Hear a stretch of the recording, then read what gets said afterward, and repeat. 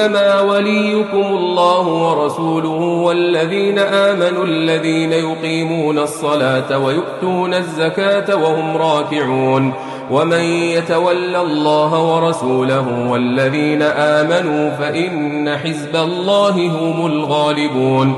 يا أيها الذين آمنوا لا تتخذوا الذين اتخذوا دينكم هزؤا ولعبا من الذين